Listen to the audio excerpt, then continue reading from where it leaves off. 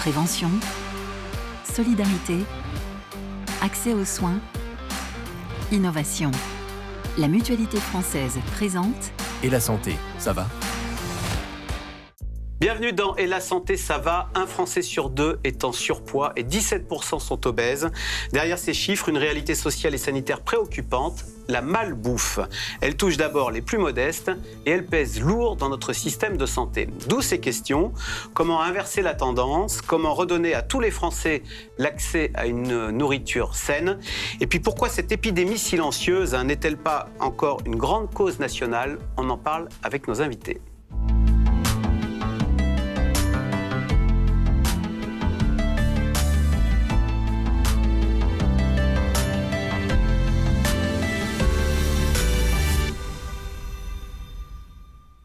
Nos invités, Brigitte Devésa, vous êtes sénatrice des Bouches-du-Rhône, co-autrice du rapport Surpoids et obésité, l'autre pandémie. Absolument. Professeur Serge Erkberg, vous êtes nutritionniste, épidémiologiste et vous êtes le créateur du fameux Nutri-Score, donc ce fameux logo aux 5 couleurs. Alors ça va de A, le vert foncé, meilleur équilibre nutritionnel, jusqu'à la lettre E, le rouge, c'est le moins favorable. Je rappelle que ce Nutri-Score est volontaire, mais il est appliqué dans 60% des produits en France. D'abord, pour savoir de quoi on parle, professeur, quand on dit un adulte sur deux est en surpoids, comment ça veut dire quoi être en surpoids et c'est quoi la différence par rapport à être obèse ? Si vous voulez, le surpoids correspond à une accumulation de graisse dans l'organisme. Alors ça peut se traduire simplement par une augmentation du poids par rapport à la taille, et si l'accumulation de graisse continue, on arrive à un état d'obésité.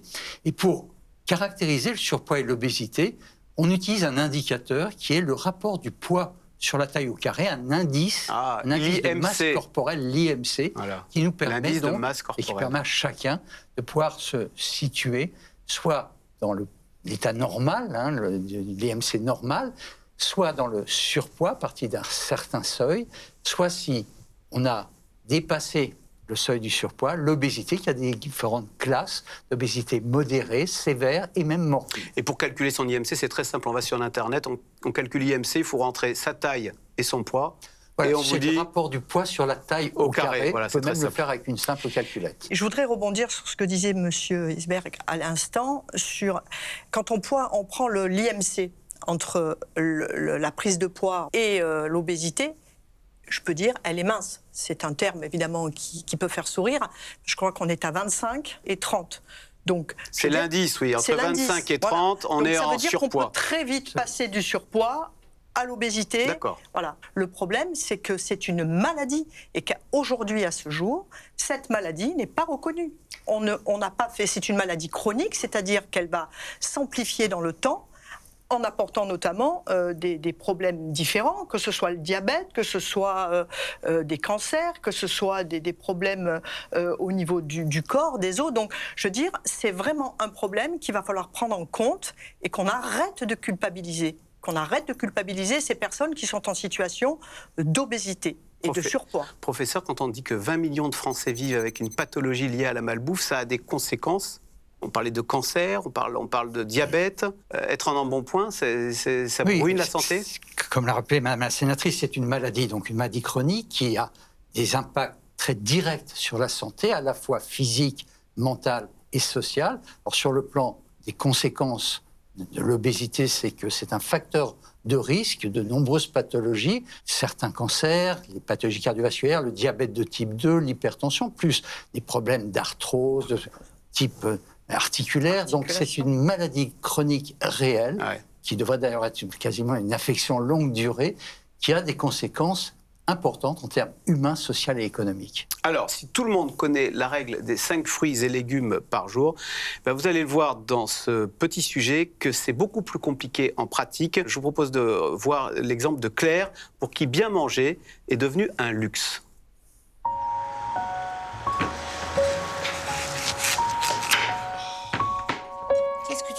Tu sais de te récupérer quelque chose, mais rien ne tombe, je ne gaspille rien. Aujourd'hui, pour Claire, la cuisine est un plaisir. Mais cela n'a pas toujours été le cas. Là, je vais préparer un gratin de butternut. Sel, poivre et curcuma. Dans une autre vie, Claire était infirmière libérale. Elle ne comptait pas ses heures pour son travail qu'elle adorait et qui lui assurait des revenus très confortables. Allez, hop, c'est parti. Pour normalement 20 minutes à peu près. En 2019, à 52 ans, Claire survit à un accident vasculaire cérébral. Son existence entière s'en trouve bouleversée. Avant mon AVC, j'avais une vie normale, voilà. C'était juste une prise de photo avant mon AVC. Donc j'avais une vie très, très, très, très confortable. Une maison, un crédit, une piscine chauffée, une très belle voiture. Et puis d'un coup, l'AVC arrive. Et là, d'un coup, plus rien. Dans l'impossibilité de reprendre son activité professionnelle, Claire sombre en quelques mois dans la précarité. Elle perd sa maison, tous ses revenus, et la question de la nourriture devient un vrai problème. Donc, le syndrome du frigo vide, qu'est-ce que je fais ? Je pousse la porte d'une assistance sociale et je fais une demande de RSA. Donc, comme j'avais ma fille à l'époque à charge, j'avais 880 € pour vivre. Une fois ses factures payées, son loyer, il ne lui reste plus que 8 € par jour pour se nourrir. Elle doit se tourner vers des produits récupérés par l'aide alimentaire. C'est des produits hyper transformés qui sont passés pratiquement presque de date de tout ce que en fait, les industries ne vendent plus. On sent qu'on a le rebut de tout ce que les gens ne veulent pas. Quand on est confronté à manger de la malbouffe, à la base, quand on est en très grande précarité, je vous avoue que ce n'est pas du tout la préoccupation de ce qu'on mange. C'est de se remplir le ventre. Enfin, d'avoir de quoi manger pour pouvoir vivre. Puisqu'en fait, si tu ne manges pas, tu vis pas. Hein. Allez, rentre maintenant. En 2024, les banques alimentaires ont aidé près de 2,4 millions de personnes. Aujourd'hui, Claire est sortie de la survie, mais la malbouffe s'est répercutée sur son poids. Ouais, mais je t'ouvre et tu veux pas. Elle déplore avoir pris plus de 25 kilos depuis qu'elle est en difficulté financière. Aujourd'hui, malgré ses 1 000 € mensuels, il lui reste difficile de concilier alimentation saine, équilibrée et abordable. Cœur de filet de cabillaud, un sachet de 800 grammes, 25,99 €. Des dos de cabillaud, 8,99 €. Mon combat, c'est de pouvoir manger sainement en étant précaire. Hein. Mais vu le prix de maintenant des produits de qualité, à mon niveau, c'est intouchable. 49% des Français déclarent ne pas manger comme ils le voudraient. Là, ça c'est pour tout à l'heure. Parce que l'alimentation est devenue trop chère.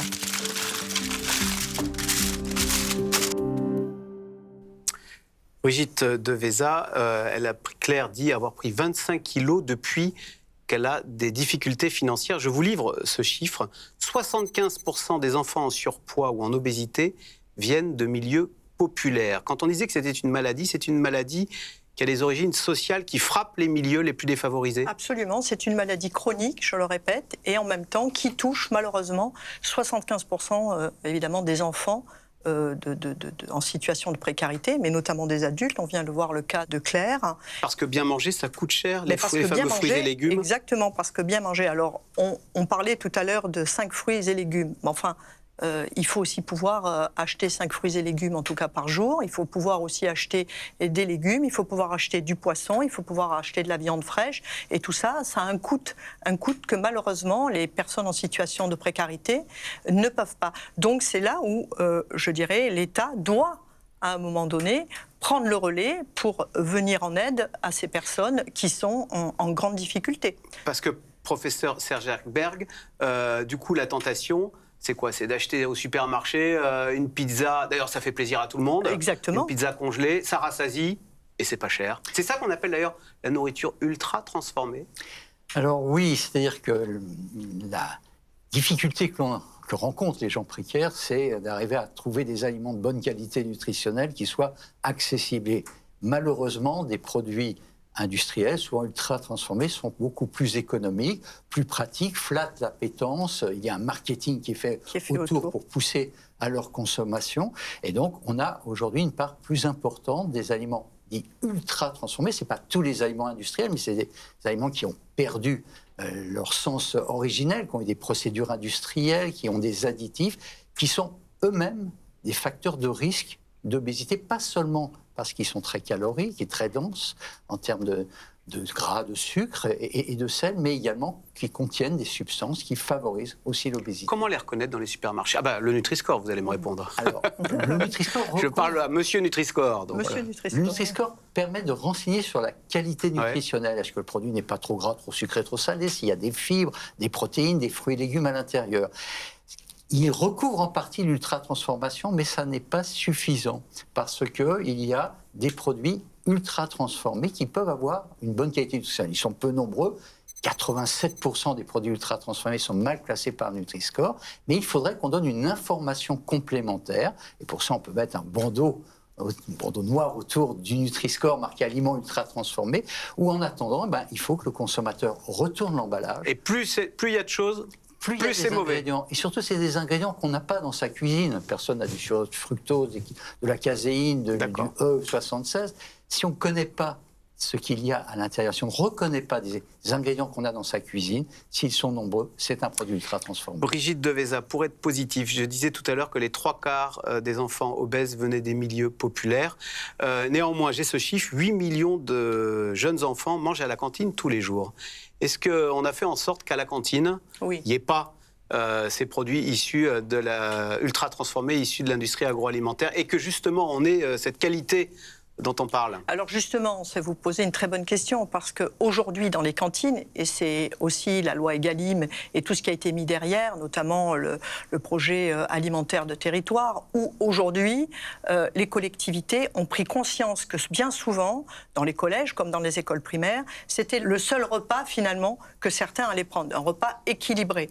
Donc aujourd'hui, moi je prends en tous les cas pour ma commune, Aix-en-Provence, où on est passé justement au circuit court, 50% de bio, avec vraiment une alimentation équilibrée.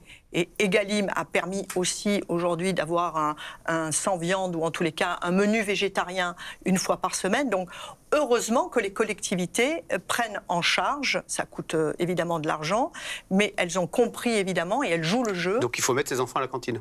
Mais c'est bien mieux, je vais vous dire pourquoi. Parce que les enfants qui ne restent pas à la cantine, notamment quand on arrive au collège et au lycée, que font les jeunes? Plutôt que de manger à la cantine, et moi je le vois dans ma commune, qu'est-ce qu'ils font? Ils sortent de l'école, ils se réunissent, ils mangent dans des escaliers des hamburgers, des sandwichs, des choses qui sont évidemment contre nature, et surtout, c'est aussi la prise en compte peut-être aussi des mères, de dire à un moment donné, il faut qu'autour des écoles, on n'ait pas de McDo, de cuisine rapide, et de fast-food, etc.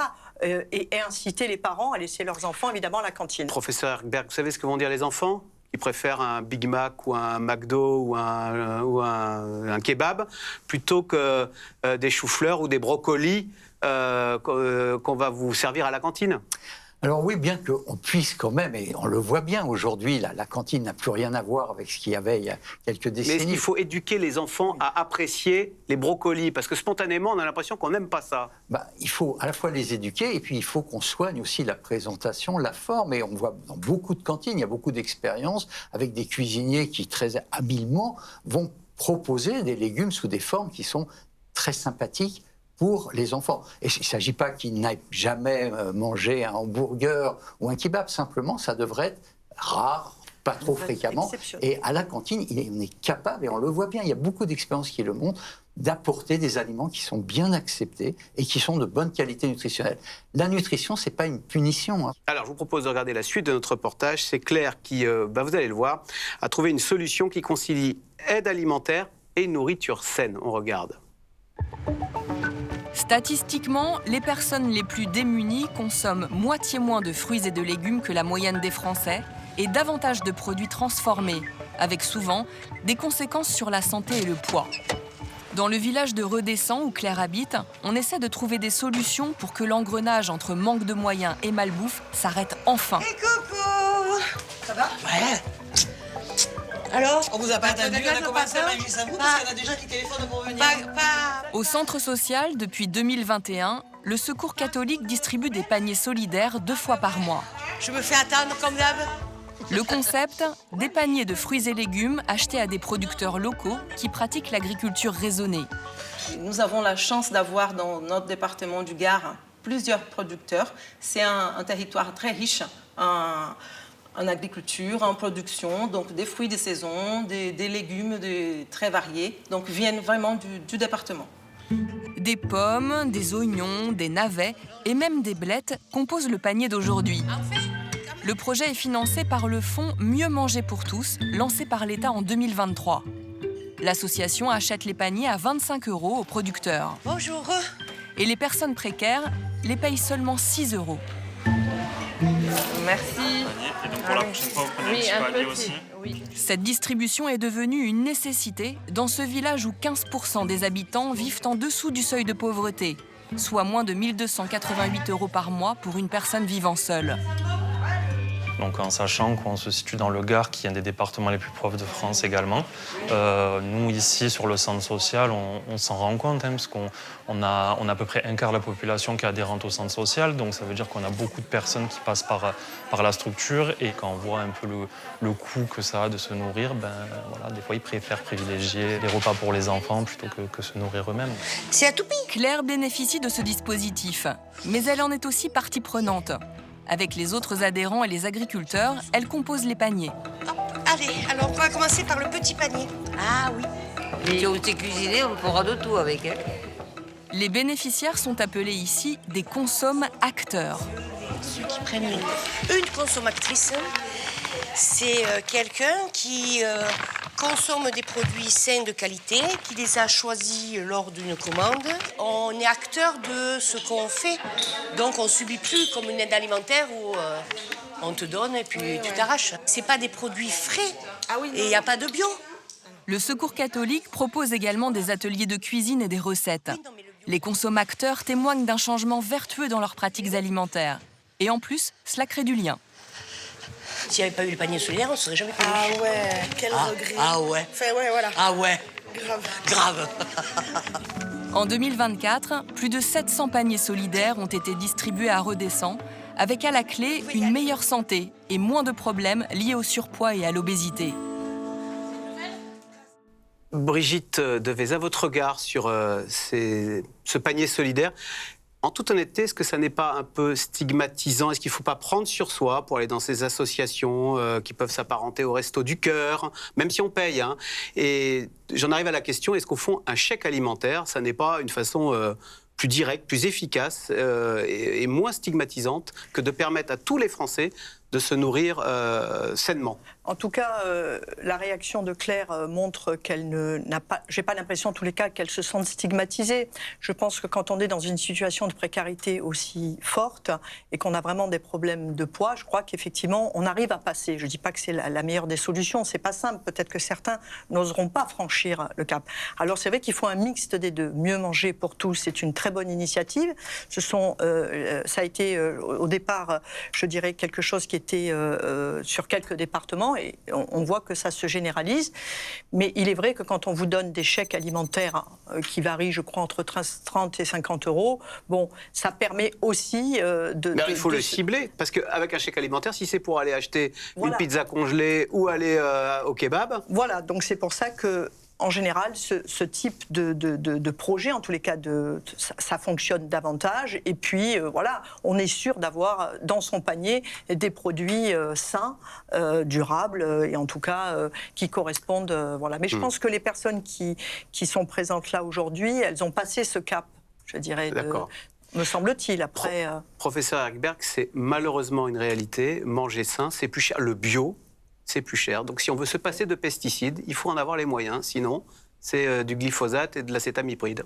Oui, la nutrition, c'est un marqueur social. On le voit dans la prévalence de l'obésité, on le voit dans les comportements alimentaires par les difficultés d'accès à des aliments de meilleure qualité nutritionnelle, moins ultra-transformés, avec moins de pesticides. Donc c'est clairement un problème, entre autres, économique, même s'il y a d'autres causes, bien sûr, dans ces problématiques nutritionnelles. Alors, on en arrive au sujet. Comment faire en sorte que ceux qui sont à l'origine des produits ultra-transformés améliorent leurs recettes?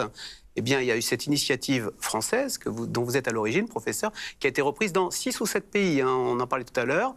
6 pays, oui. 6 pays. Hein, le Luxembourg, Belgique, Allemagne, Espagne, Hollande, Roumanie. et suisse. Et voilà, et c'est une invention française. Il s'agit du Nutri-Score. Le Nutri-Score qui note les aliments en fonction de leur qualité nutritionnelle. Est-ce que vous l'utilisez? Est-ce que entre deux produits, vous regardez le Nutri-Score pour choisir tel ou tel produit? On vous a posé la question, on regarde. Nous souhaiterions savoir si vous connaissez les Nutri-Score. Oui. Est-ce que c'est quelque chose auquel vous faites attention lors de vos achats? Pas du tout. Je regarde quand j'achète, par exemple, que les céréales pour les enfants, je regarde le Nutri-Score. Je le fais pour la santé des enfants et pour la mienne. C'est important. J'y prête pas attention. Cependant, ma fille qui a 13 ans, elle regarde beaucoup. Elle regarde beaucoup les Nutri-Store. Et vous n'avez pas envie de prendre exemple sur votre fille? Non, du tout. Pourquoi? Je sais pas, parce que je pense que ça prend du temps et puis ça nous prive de manger beaucoup de bonnes choses, je pense. Parce qu'évidemment, on le sait, tout ce qui est bon pour la santé, c'est pas forcément très bon en goût, malheureusement. On aime bien, on est français, on aime bien les bêtises, on aime bien... c'est pas top. Je pense que tout ce qui est sain est nettement plus cher que ce qui n'est pas sain. Et c'est ça le souci. C'est pour ça que je m'oriente plus vers ce qui n'est pas bio, ce qui est moins sain, parce que c'est le prix. Donc ça me freine énormément en fait. Là, ce que vous avez dans la main, vous savez quel score? Ça, c'est mauvais. Tout est mauvais là. Ça là, c'est mauvais. Je le sais, mais c'est notre petit... On boit pas d'alcool, on fume pas, on boit du coca. Désolée. Alors, professeur, d'abord, est-ce que... Votre regard sur ces réactions, et est-ce que ça a changé quelque chose, comme l'arrivée du Nutri-Score, dans notre façon de nous alimenter? Oui, on le sait, 97% déjà de la population connaît le Nutri-Score et 94% le plébiscite, souhaiterait même qu'il soit obligatoire sur tous les emballages des aliments pour forcer la main. Et vous, parce qu'on sait très bien qu'il y a des produits où il n'y a pas de Nutri-Score, on se dit, bon, s'il n'y a pas de Nutri-Score, c'est qu'il ne doit pas être bon. Est-ce qu'il faudrait jouer la transparence? Oui, il faudrait en effet le rendre obligatoire pour espérer cette fois que les consommateurs puissent avoir accès sur l'ensemble des aliments à une transparence sur la composition nutritionnelle des aliments. C'est un droit des consommateurs et un devoir des industriels. Est-ce que ça a incité les industriels à revoir leurs recettes pour passer de la lettre C à la lettre B, par exemple? Absolument, c'est le deuxième objectif du Nutri-Score, c'est aussi de pousser les industriels à reformuler leurs produits. Ils peuvent le faire, on peut retirer un peu de gras, un peu de sucre, un peu de sel, et avoir des produits qui soient moins défavorables, voire plus favorables sur le plan de leur composition. Ça a été fait par beaucoup d'industriels, par des distributeurs qui ont retoiletté leurs recettes. Tout à fait. D'une part, en améliorant, donc en retirant le gras, le sucre, sel en petite quantité, et puis en retirant en même temps des additifs. Alors, Brigitte de Véza, ça c'est la carotte, le Nutri-Score. Est-ce que la technique du bâton, ça pourrait fonctionner? Mettre une petite taxe. Tiens, vous voyez, la jeune fille disait on fume pas, on boit du soda. Est-ce que, du coup, la petite taxe soda, c'est la question qui fâche? La taxe soda, elle existe déjà, de toute façon. Mais il y a quand même... Ça a bien marché de surtaxer le tabac. Tout à fait, tout à fait. Donc on doit continuer là-dessus. Évidemment, moi je considère que c'est une bonne chose. Je vous donne juste, je vous dis, en France, on a quand même, c'est très culturel. La gastronomie en France, je dirais, c'est l'identité française. Dès lors que vous venez faire de l'ingérence dans l'assiette, je dirais, du consommateur, en tous les cas, là, on a, je dirais... automatiquement des oppositions sociales et politiques. Et c'est ça le problème. Le problème, il est là. C'est qu'on a du mal, je dirais, parce que tout le monde est d'accord avec ce que vous dites, puisque le Nutri-Score, sauf erreur de ma part, et vous l'avez dit, tout le monde a considéré qu'aujourd'hui, ça a fait du bien. Moi-même, je me sers du Nutri-Score quand je vais faire mon alimentation, je vais faire mes courses. Néanmoins, aujourd'hui, tout le monde est d'accord pour dire qu'il faut changer les choses. Le rapport que nous avons fait en 2022 le précise. Et chaque année, c'est pareil. Au mois de novembre, dans le cadre du PLFSS, chacun y va de son amendement pour essayer de trouver des solutions. Et finalement, on recule un petit peu en se disant non, mais là, on va trop loin. Là, il ne faut pas aller trop loin. Donc, il y a des lobbies exercés, etc. Mais le Nutri-Score obligatoire au nom de la transparence, de savoir ce qu'on consomme. Moi, je ne suis pas contre, bien au contraire. Sauf que, vous avez vu, il y a quand même, je crois, c'est à peu près 700, peut-être plus entreprises. Alors, nos producteurs de fromage disent oh là là, on va taper sur nos particularités, on va interdire le comté, le roquefort ou je ne sais quoi. Non, du tout. Il faut faire attention parce qu'effectivement, ils présentent des produits qui sont de qualité, qui sont sains, et c'est vrai qu'ils ce sont des appellations contrôlées ou des, vous voyez, donc il y a quand même une référence à la cuisine, à la gastronomie française. Donc c'est toujours très compliqué de trouver de trouver une taxe qui ne pénalise pas non plus ceux qui font un travail exceptionnel quand même. Moi, je parle des industriels qui ne font aucun effort, aucun. Votre regard, professeur Erkberg, il y a le Nutri-Score, il y a aussi l'autre solution qui nous vient d'Angleterre. Je cite, interdiction de la publicité avant 21h et en ligne à partir de janvier prochain sur tous les produits trop gras, trop sucrés, trop salés.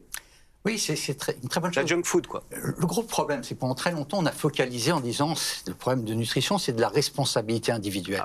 Non, il y a un environnement alimentaire qui est pas le plus favorable à la santé. Donc, il faut qu'il y ait une volonté politique et des réglementations pour limiter l'exposition à un marketing, à une publicité. Une barre chocolatée et ça repart, ça, il faut arrêter. Il faut arrêter, limiter tout ce qui pousse à une consommation excessive. Il ne s'agit pas d'interdire les produits, mais d'éviter une promotion excessive, ce que fait la publicité, et puis rendre plus accessible. Et c'est pour ça que les taxes, tout de même, accompagnées de subventions, c'est un moyen là aussi de permettre une meilleure accessibilité économique aux populations les plus défavorisées. Donc là, il faut réellement des réglementations politiques et c'est aux législateurs de prendre leurs responsabilités.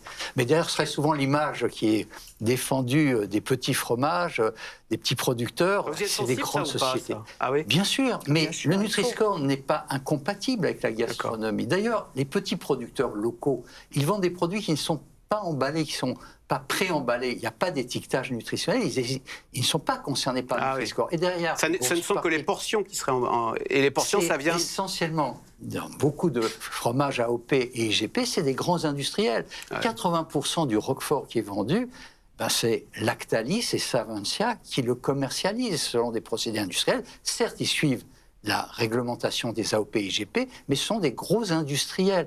Donc, très souvent, la mise en avant très romantique du petit producteur, ça masque en fait le fait que ceux qui sont réellement concernés, c'est des gros industriels. Brigitte Deveza, en matière culinaire, il faut prendre un exemple sur les Anglais, pour ce qui est de la réglementation, interdiction de la publicité, y compris sur Internet, sur tout ce qui est... Tout à fait, et à des heures, évidemment, quand les enfants se font devant la télé. Mais on a parlé de l'Angleterre, mais on n'a pas parlé des pays d'Amérique latine, dont le Chili, puisque l'ancien président du Sénat de l'époque avait donc, lui, mis la barre très haute, puisque, évidemment, vous parliez de paquets en noir. Enfin, vraiment, on reconnaît là... oui, c'est terrible, parce que là-bas, on ne laisse rien passer. Merci beaucoup de nous avoir éclairés sur cette malbouffe qui nous ruine la santé. Quelques petits conseils pour terminer. Je vous recommande le site Santé publique France qui s'intitule mangerbouger.fr et qui donne des recettes pour éviter les plats ultra transformés et cuisiner soi-même à partir de produits sains. Et il y a aussi Open Food Facts qui permet de scanner les aliments et de connaître le Nutri-Score. Voilà. Et la santé, ça va, c'est terminé. C'est une émission à retrouver sur la plateforme publicsena.fr. Merci de votre fidélité et à bientôt pour un prochain numéro.